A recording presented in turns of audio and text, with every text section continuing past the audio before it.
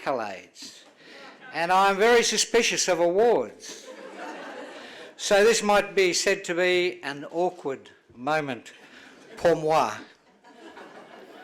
You see, when I set forth on my journey of enlightenment and action almost 50 years ago, and might I just divert from the script and say that I started on that journey as a result of two things that happened to me in Redfern in 1967.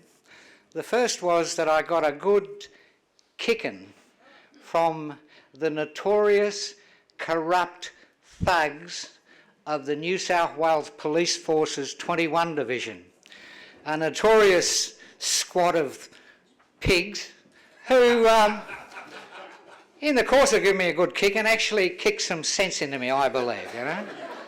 It made me aware. And 1 week after that kicking, I was handed a book by a compatriot of mine, Mr. Paul Coe, who said to me, "Read this." That book was the autobiography of Malcolm X, and that gave me the start towards the political enlightenment.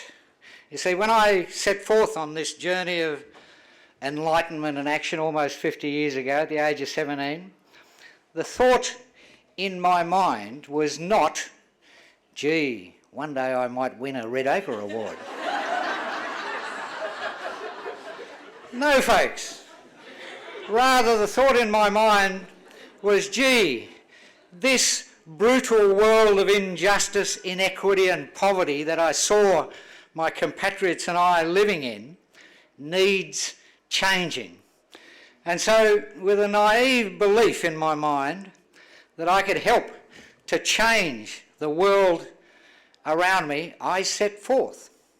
And folks, just 5 years later, at the legendary Aboriginal Embassy in 1972, a group of associates and myself did indeed change the world when the embassy brought to an abrupt end the notorious era of assimilation. The problem, wait folks, the problem was that having changed the world around us at a very young age, we took our eyes off the ball, and the reactionaries changed the world back. So the lesson for young people today is, number one, believe that you can change the world, not as an individual, but as a collective. You can change the world, but don't make the mistake that we made. Don't let the bastards